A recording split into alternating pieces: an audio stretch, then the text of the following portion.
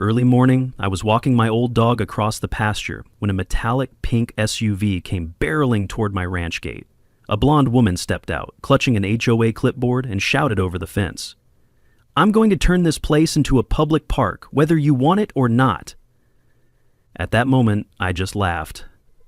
I never thought a threat like that would lead to police calls, subpoenas, and a community torn apart over a piece of land. If you've ever encountered someone in your neighborhood who thinks they're the self-appointed president of everything, drop their name in the comments below. I've got a story you can't miss. My name is Clayton Ward, and I'm a restoration architect specializing in historic structures. 3 years ago, I inherited this 50-acre ranch from my grandfather in Meadowbrook Hills, Texas. The property has been in our family since 1880, when my great-great-grandfather built the original log cabin that still stands today. The main house, barns, and riding trails represent more than just property to me. They're living history. Every morning, I'd walk the grounds, checking on the horses, maintaining the old structures, and feeling connected to generations of my family who called this place home. That particular Tuesday started like any other until the pink SUV arrived. The woman who emerged looked like she'd stepped out of a luxury lifestyle magazine, wearing designer jeans and a flowing scarf that screamed expensive. Her platinum blonde hair was perfectly styled, and she carried herself with the kind of confidence that comes from never being told no. She marched up to my gate like she owned the place, clipboard in hand, looking around my property with calculating eyes. "You must be Clayton Ward," she announced, not bothering with pleasantries. "I'm Celeste Harmon, president of the Meadowbrook Hills HOA and founder of the Green Community Initiative. We need to talk about your responsibility to this community." I set down the water bucket I'd been carrying and walked over to the fence, my old German Shepherd, Ranger, padding along beside me. "Good morning, Mrs. Harmon. What can I help you with?" I kept my tone friendly, though something about her demeanor immediately put me on edge. She had that particular look in her eyes that I'd seen before in people who mistake authority for entitlement.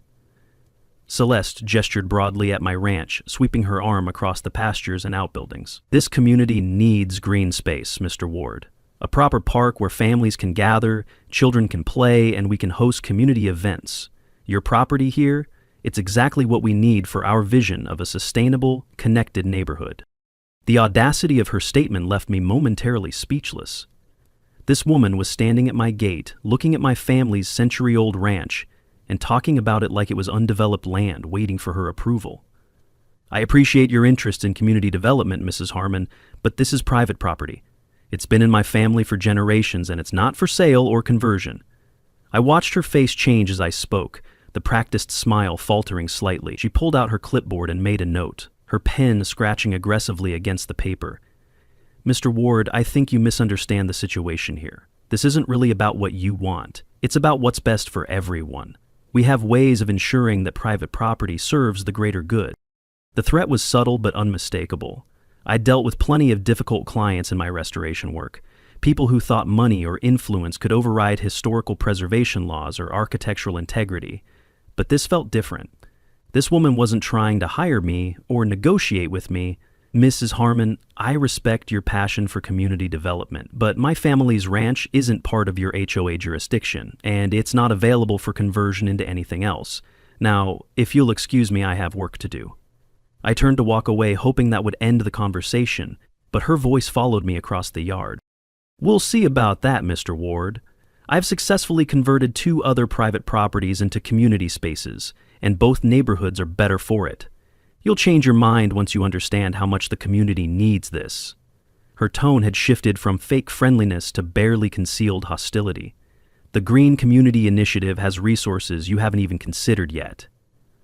This conversation isn't over. She climbed back into her pink SUV and drove off, leaving me standing in my driveway with an uneasy feeling settling in my stomach. Ranger looked up at me with those wise old eyes, and I scratched behind his ears. "What do you think, boy? Should we be worried about the lady in the pink truck?" He just wagged his tail, but I couldn't shake the feeling that Celeste Harmon was going to be a much bigger problem than I'd initially thought. The next few days passed quietly, and I almost convinced myself that Celeste Harmon had moved on to easier targets. I should have known better. It started with small things.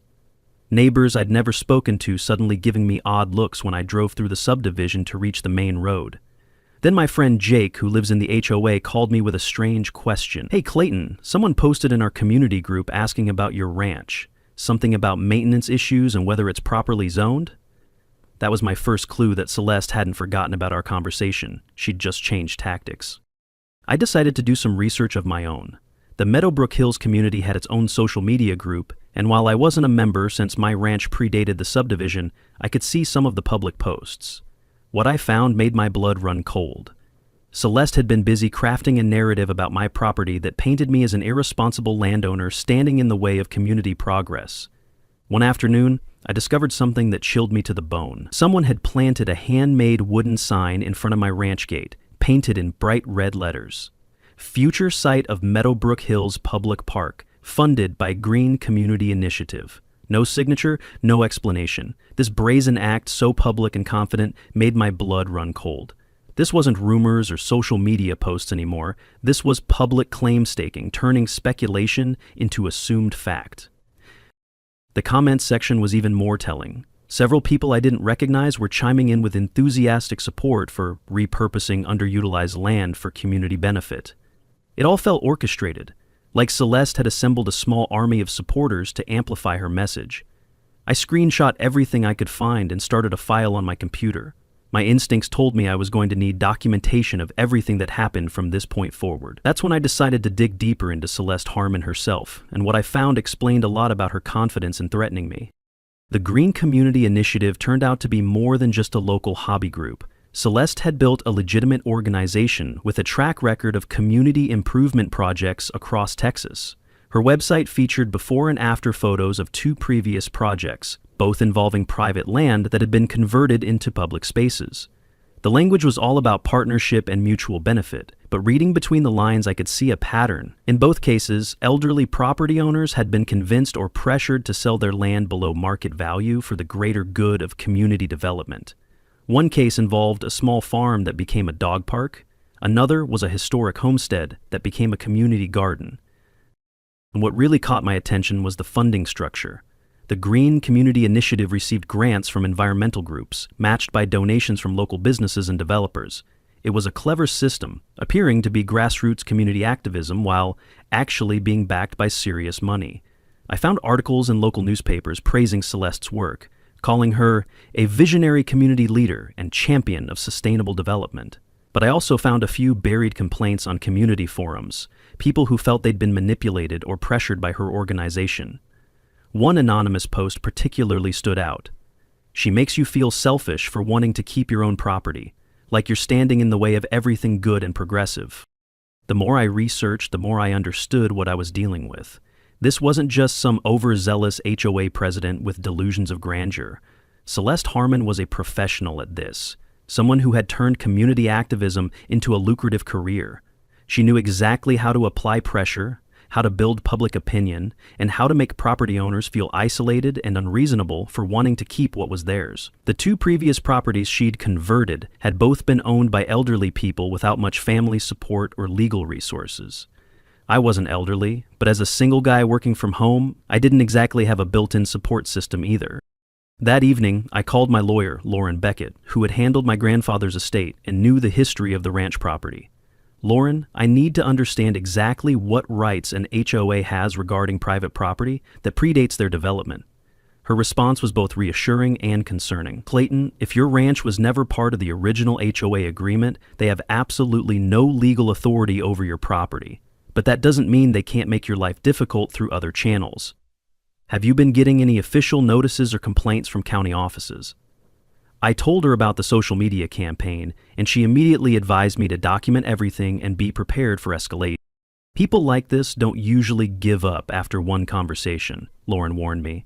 "If she's done this before successfully, she's going to keep pushing until she finds your pressure point. Make sure all your permits and paperwork are in order, because she'll probably try to find violations or create problems through official channels." As I hung up the phone, I looked out my kitchen window at the ranch that had been my family's sanctuary for over a... The old barn stood silhouetted against the sunset, the same view my grandfather had enjoyed every evening. I wasn't going to let some self-appointed community activist take that away, no matter how professional her operation might be. 2 weeks after the social media campaign began, I received a formal invitation to attend a special community meeting regarding land use and community development opportunities. The invitation came on official HOA letterhead, signed by Celeste Harmon in her capacity as president. It was scheduled for Thursday evening at the community center, and while it was phrased as an invitation, the tone made it clear that my attendance was expected, not requested. I called Lauren immediately to run the situation past her, and her advice was simple. Go to the meeting, bring a witness, and record everything legally possible. I arrived at the community center that Thursday to find a much larger crowd than I'd expected. The main conference room was packed with at least 60 people, most of whom I didn't recognize from my limited interactions with the neighborhood. Celeste had clearly been busy drumming up attendance, and from the snippets of conversation I overheard, many people had been told this was about exciting new community development opportunities. I took a seat toward the back of the room and pulled out my phone to record audio, making sure the recording function was visible to anyone who might object. Celeste opened the meeting with a polished presentation that could have come from a professional development firm. She had a laptop connected to a projector, displaying slides about community green space, sustainable development, and maximizing neighborhood potential. Her speaking style was confident and practiced, clearly someone who had given this presentation before. Tonight, we have an incredible opportunity to discuss how our community can grow and thrive together. We're going to talk about vision, about possibility, and about how sometimes individual sacrifice creates collective benefit. The crowd was nodding along, clearly drawn in by her professional demeanor and inspiring language. Then she clicked to a slide that made my stomach drop. It was an aerial photograph of my ranch, clearly taken recently, with digital overlays showing proposed improvements. The image showed my property transformed into a public park, complete with walking trails, picnic areas, a playground, and a large community garden. She had obviously put significant time and effort into creating this visualization, making my ranch look like a neglected eyesore that could become a neighborhood jewel with the right intervention. This property represents an amazing opportunity for our community. 50 acres of underutilized land that could serve hundreds of families instead of sitting empty. I felt my face getting hot as she continued her presentation, describing my family's ranch as if it were abandoned property, waiting for someone to give it purpose. She talked about the potential of the land, the needs of the community, and the responsibility of property owners to consider the greater good. Not once did she mention that this was private property with a century of family history, or that the current owner had never expressed any interest in selling or converting it. She presented the whole thing as if my consent was just a minor administrative detail to be worked out later. When she opened the floor for questions, I stood up and identified myself. I'm Clayton Ward, the owner of the property you've been discussing. I'd like to clarify a few things for everyone here tonight. The room went quiet, and I could feel dozens of eyes turning to look at me. First, this property has been in my family since 1880. It's not unused or underutilized. It's a working ranch with horses, maintained buildings, and active agricultural use. Second, it was never part of the original HOA agreement when this subdivision was developed. Third, it's not for sale, not for conversion, and not available for community use in any form. The reaction in the room was immediate and divided. Some people looked surprised, clearly not having been told that the property owner hadn't agreed to this plan. Others looked annoyed, as if I was being unreasonably stubborn about something that obviously benefited everyone. But the biggest shock came from someone I least expected, Tiffany Chen, the HOA communications coordinator who had been Celeste's right-hand person. After my presentation, Tiffany stood up, her voice trembling. "I'm sorry, but I can't stay silent anymore. Here's an internal email Celeste sent me asking me to modify the neighborhood map to show Mr. Ward's land as a proposed park site. I had no idea things had gone this far." The meeting room erupted. Celeste's face went from pale white to burning red. That's when I pulled out my folder of research and historical documents. "I'd be happy to help everyone understand the bigger picture," I said, walking toward the front of the room. "This ranch has been continuously owned and operated by my family for over 140 years. Here's the original land grant, here's the survey from 1895, and here's the county zoning map showing that this property has never been part of any homeowners association." I spread the documents on the table where everyone could see them, the old papers and official seals creating a stark contrast to Celeste's slick, digital presentation. The mood in the room shifted as people began to understand what was really happening. This wasn't a community leader presenting an opportunity for mutual benefit. This was someone trying to pressure a private property owner into giving up land that had never been offered for sale.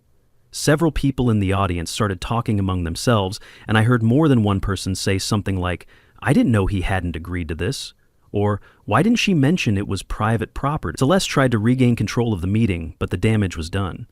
Her carefully orchestrated presentation had backfired when confronted with actual facts and documentation. As people started to leave, several came up to me privately to apologize and express support. "I had no idea she was talking about taking someone's family land," one elderly woman told me. "That's not the kind of community development I want to be part of." But not everyone was sympathetic. I overheard Celeste talking to a small group of supporters near the exit, her voice carrying across the room. "Sometimes people need to understand that their individual rights don't override community needs. We have legal options we haven't explored yet." It was clear that this public confrontation hadn't ended her campaign. It had just pushed her to escalate to the next level. The week following the community meeting, I thought I might have finally gotten through to Celeste Harmon. The social media posts had stopped, and I hadn't seen her pink SUV cruising past my ranch. I should have known that silence from someone like her didn't mean surrender. It meant she was planning something bigger. That became clear on Monday morning when I was woken up at 7 a.m. by a knock on my door from a county building inspector who had received an anonymous complaint about unpermitted structures and potential safety violations on my property. "I'm sorry to bother you so early, Mr. Ward, but we got a detailed complaint about this property that we're required to investigate," the inspector, a tired-looking man named Rodriguez, explained. He showed me a printed form that listed nearly a dozen alleged violations, from unpermitted additions to the house to claims that I was operating an illegal boarding stable. I have to go through this list item by item, but honestly, most of these complaints look pretty questionable to me. Someone really has it out for you. I invited him in for coffee and spent the next 3 hours walking him through every building and structure on the property, showing him permits, inspection records, and documentation going back decades. Rodriguez was professional and thorough, but as we went through each alleged violation, it became clear that someone had spent considerable time studying my property to create this list of complaints. "Whoever filed this report knows your property pretty well," he told me as we finished the inspection. "They mentioned specific outbuildings, fence locations, even details about your septic system. This wasn't just someone driving by and guessing about violations. Every single complaint turned out to be false or based on misunderstanding of agricultural property regulations. But the inspection took most of my day and created an official record that someone was questioning my property maintenance." That afternoon, I received a call from the county animal control office. Someone had reported that I was keeping dangerous exotic animals on my property without proper permits. The officer who called was apologetic but explained that they were required to investigate any report of potentially dangerous animals, especially on properties near residential areas. The complaint mentioned large aggressive dogs, possibly wolf hybrids, and claims that neighbors had been threatened by these animals. She explained, "I looked over at Ranger, my 12-year-old German Shepherd who spent most of his day napping in the sun and had to suppress a laugh. Officer, you're welcome to come out and meet my vicious attack dog, but I think you'll find the report has been somewhat exaggerated." The pattern continued throughout the week. On Wednesday, a social services investigator showed up to check on reports of unsafe living conditions on my property. On Friday, the fire marshal arrived to investigate claims of improper storage of hazardous materials. Each investigation was professional and thorough, and each one cleared my property of any violations or problems. But the cumulative effect was exhausting and invasive. I was spending more time dealing with government inspectors than working on my restoration projects, and I could see exactly what was happening. Someone was systematically trying to make my life miserable through bureaucratic harassment. The breaking point came when I discovered that someone had been making videos on my property without permission. A neighbor called to tell me she'd seen people with cameras near my back fence line, and when I investigated, I found fresh footprints in several spots where the fence wire had been cut and repaired. That evening, I installed motion-activated trail cameras around the entire perimeter of my property. If someone was gathering evidence to use against me, I wanted evidence of my own. The next morning, I reviewed the footage and found exactly what I expected. Clear video of 2 people, one of whom looked remarkably like Celeste Harmon, trespassing on my property and filming my outbuildings. I immediately called Lauren Beckett with the video evidence, and her response was swift and decisive. "Clayton, this has gone way beyond legitimate community advocacy. This is harassment, trespassing, and possibly criminal conspiracy. We need to document everything and consider filing complaints of our own. She advised me to compile all the inspection reports, the video evidence, and the pattern of complaints into a comprehensive file. If this escalates any further, we're going to need to show that there's been a systematic campaign of harassment directed at you by someone with clear motives to pressure you into selling your property. That weekend, I spent hours organizing all the documentation I'd gathered about Celeste Harmon and her organization. The pattern was becoming clearer with every piece of evidence I assembled. The Green Community Initiative had used similar tactics in their previous successful projects, overwhelming property owners with bureaucratic problems until selling seemed like the easiest solution. What they hadn't counted on was dealing with someone who understood the value of documentation and had the resources to fight back. As I sat in my grandfather's old study, surrounded by legal papers and investigation reports, I realized that this wasn't just about my ranch anymore.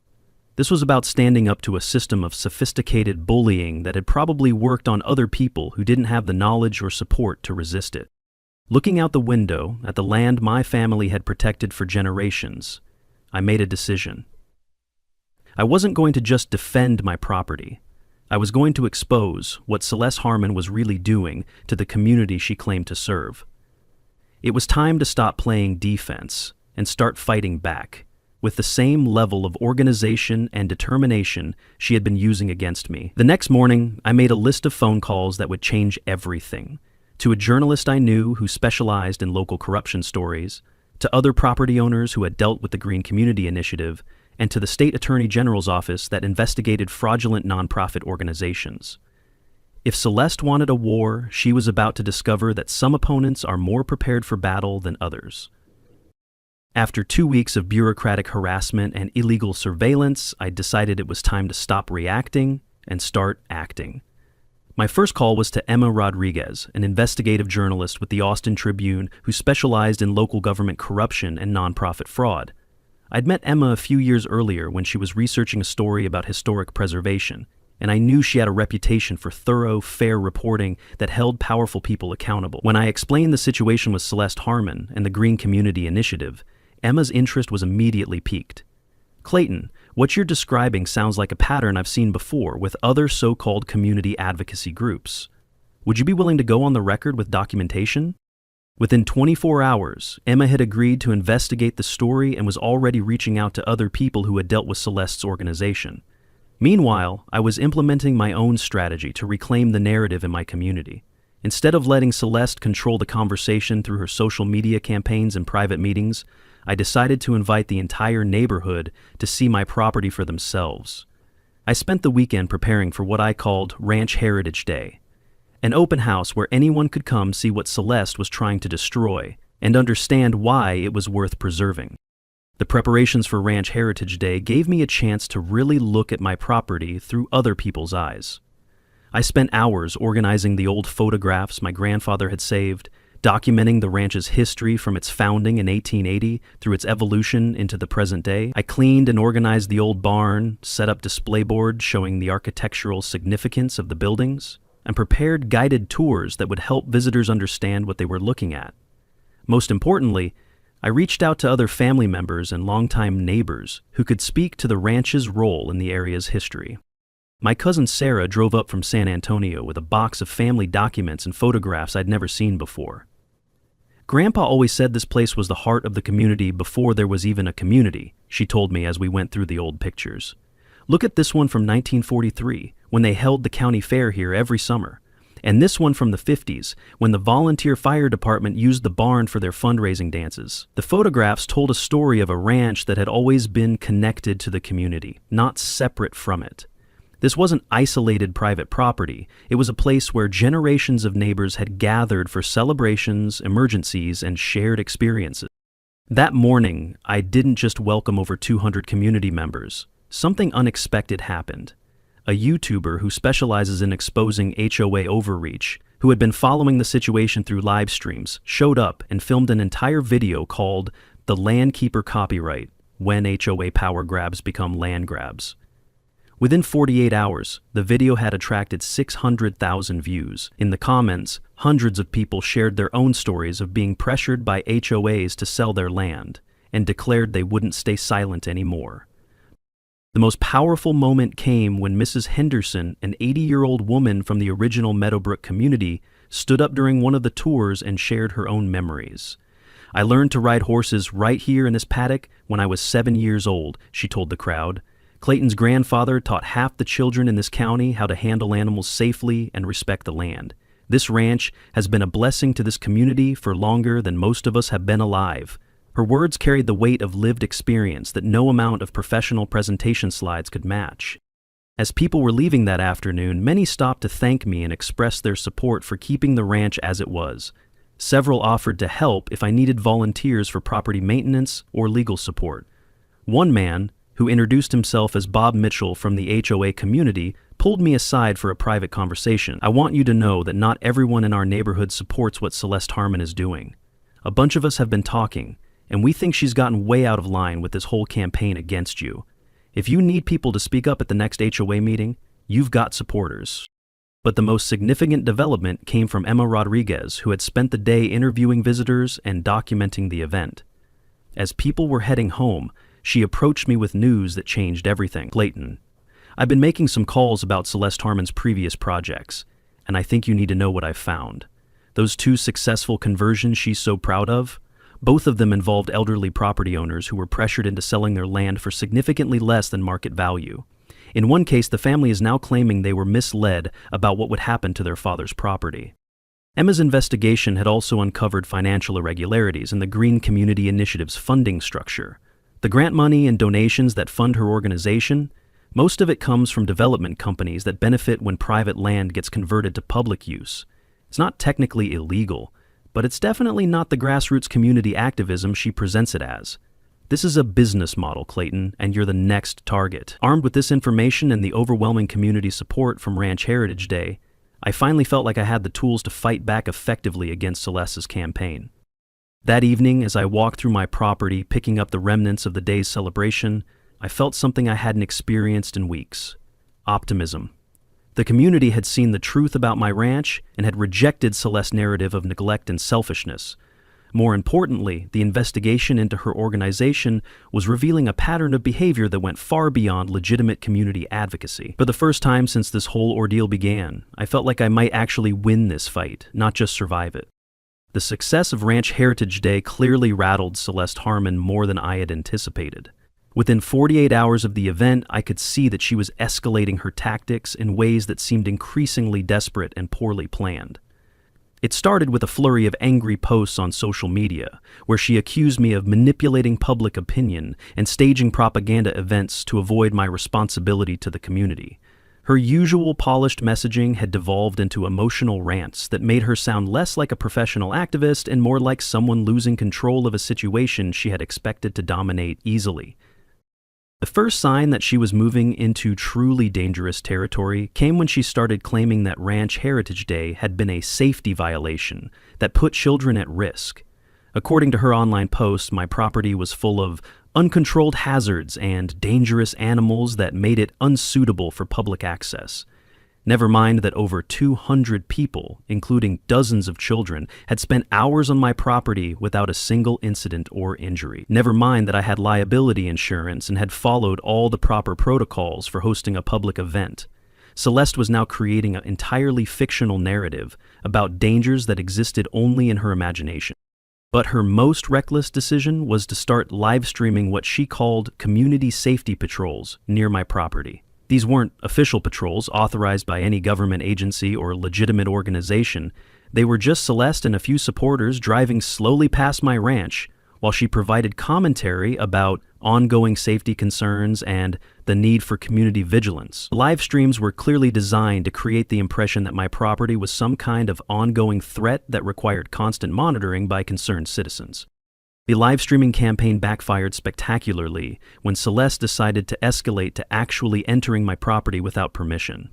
I was working in the barn when I heard voices near the main gate, and when I looked outside, I could see Celeste with her phone held up, clearly recording while she talked loudly about investigating reports of unsafe conditions.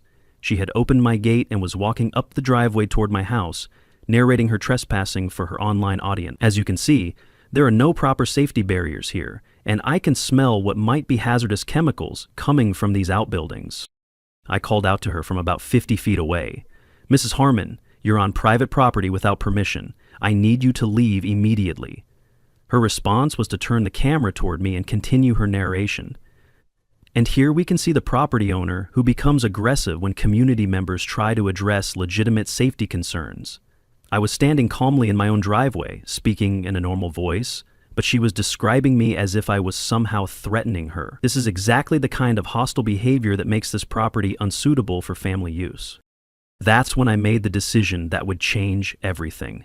Instead of escalating the confrontation, I simply walked back into my barn and called the police. Not 911 for an emergency, but the non-emergency line for the sheriff's department. I have someone trespassing on my property who is refusing to leave when asked, I explained calmly.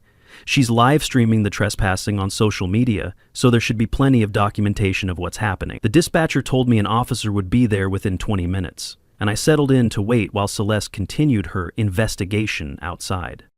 What I didn't expect was that the responding officer would be Sean Decker, someone I'd known since high school who was now a deputy with the county sheriff's department. Sean and I had reconnected a few years earlier when he'd helped with traffic control during a large family reunion at the ranch, and he was familiar with both my property and my reputation in the community. When he arrived and saw Celeste still live streaming her trespassing, his expression immediately told me that he understood exactly what was happening. "Ma'am, I'm going to need you to stop recording and step off this private property," Sean told Celeste in his professional officer voice. But instead of complying, she turned her phone toward him and continued her live stream. "Officer, I'm so glad you're here. This property owner has been preventing the community from addressing serious safety violations, and when concerned citizens try to investigate, he becomes hostile and threatening." Sean looked at me, then back at Celeste, and I could see him trying to figure out how to handle someone who was clearly detached from reality. "Ma'am, you're currently trespassing on private property while live streaming without the owner's consent. That's not investigating safety violations, that's criminal behavior." Sean's tone was becoming more stern as Celeste continued to argue with him while keeping her phone camera running.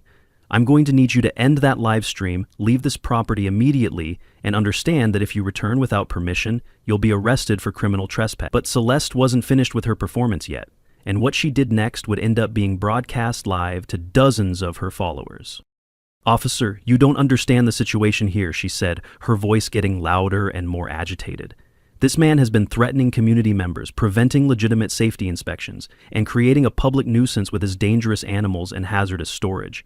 I have every right as a community leader to investigate these conditions." Then she turned back toward me and pointed dramatically. "He's been intimidating anyone who questions his property use, and I have witnesses who will testify that he's made threats against community members who just want their neighborhood to be safe." That's when Sean asked the question that would unravel everything. "Ma'am, do you have any documentation of these threats or safety violations you're claiming?"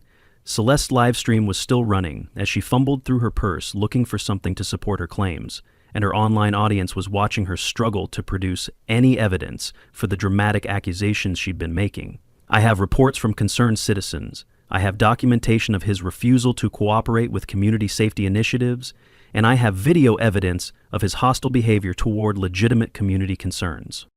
But when Sean asked to see this documentation, all Celeste could produce were her own social media posts and the complaint she had filed with various county offices, all of which had been investigated and found to be without merit. As her live stream continued to broadcast, her carefully constructed image as a professional community advocate crumbled in real time. She was just someone who had convinced herself that her personal agenda was more important than property rights, trespassing laws, or basic respect for other people's boundaries. The dozens of people watching her live stream were seeing her true character for the first time, and the comment section was not kind. The live stream of Celeste's meltdown on my property became the catalyst for everything that followed. Within hours of Sean Decker escorting her off my ranch, the video had been shared across multiple community groups and social media platforms. But more importantly, it had been seen by several people who had been waiting for exactly this kind of evidence to take action against Celeste and her organization. The first call I received was from Marcus Harmon, Celeste's own husband, who asked if he could meet with me privately to discuss what he called a very difficult situation. Marcus arrived at my ranch the next morning looking like a man who hadn't slept in weeks.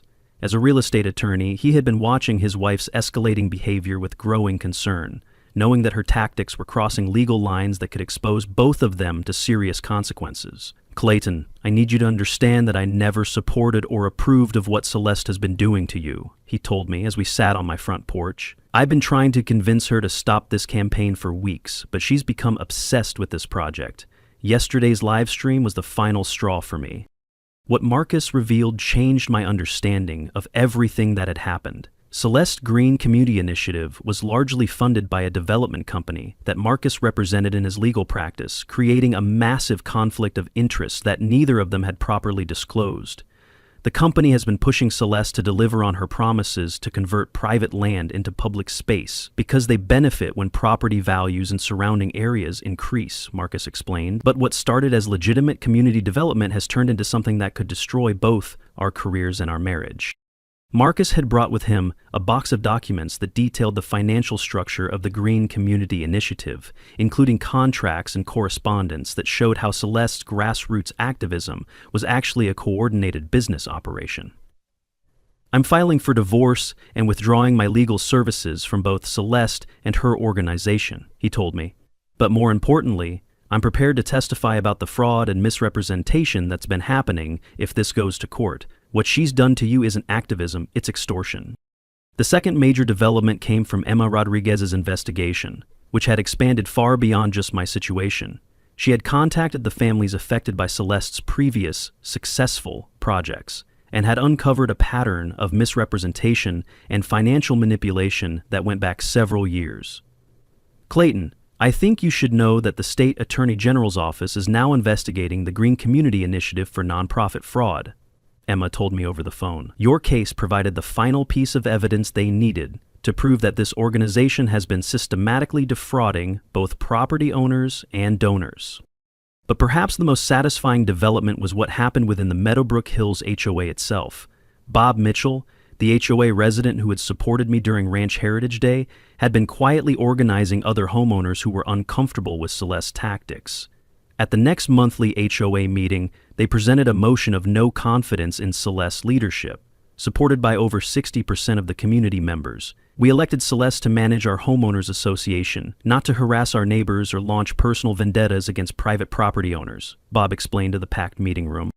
The meeting was apparently quite dramatic, with Celeste attempting to defend her actions by claiming that everything she had done was for the good of the community. But when Bob presented video evidence of her trespassing on my property and her pattern of false complaints to county offices, the homeowners voted unanimously to remove her from her position as HOA president. More significantly, they voted to formally apologize to me on behalf of the community and to ensure that no HOA resources would ever again be used to harass private property owners.